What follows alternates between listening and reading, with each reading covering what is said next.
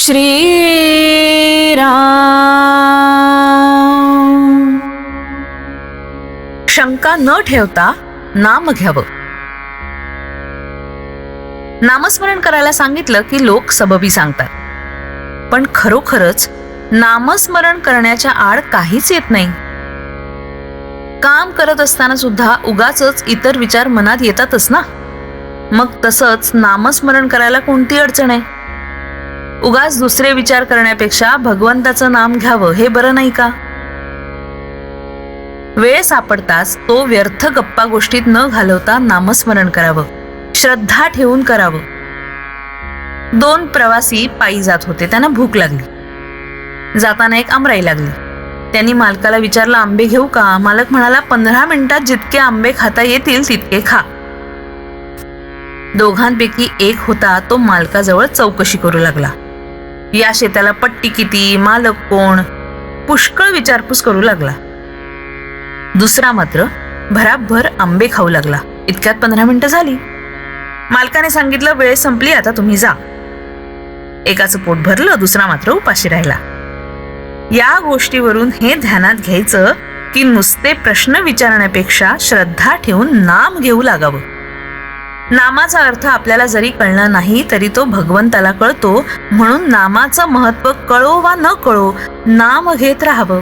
ध्रुवाने काय केलं? नारद वचनावरती विश्वास ठेवून नामस्मरण प्रेमाने करू लागला. तो इतर विचारांच्या शंका कुशंकांच्या नादी लागलाच नाही. एक तत्वनाम हेच त्याने धरलं, म्हणून त्याला नारायण प्रसन्न झाला. संत निस्वार्थी असतात, ते तळमळीने सांगतात, त्यावर आपण श्रद्धा ठेवावी आणि नाम घ्यायला सुरुवात करावी आणि अखंड नामातच राहावं. नाम किती दिवस घेत राहावं? नाम सोडावंसं वाटत नाही ना तोपर्यंत ते घ्यावं. नामात रंगून जाईपर्यंत नाम घ्यावं. नामस्मरणात रंगलात की नाम सुटणारच नाही. भगवंताचं नाम हेच श्रेष्ठ आहे. त्या नामात रंगेल तोच खरा. चरित्र विसरलं ना तरी चालेल, पण नाम विसरू नये, कारण नामात सगळं चरित्र साठवलेलं आहे. ज्ञान, उपासना, कर्म हे सगळे मार्ग आहेत, पण सगळ्यात नामस्मरण हे सोपं साधन आहे. एक मोठा किल्ला होता. तो अभेद्य होता. मुंगीला सुद्धा आत प्रवेश होणार नाही इतका अशक्य तट होता. पण त्याला एक मोठा दरवाजा होता. त्याला एक मोठं कुलूप होतं. एकाला त्याची किल्ली मिळाली आणि मग प्रवेश सुलभ झाला. तसंच नाम ही किल्ली आहे.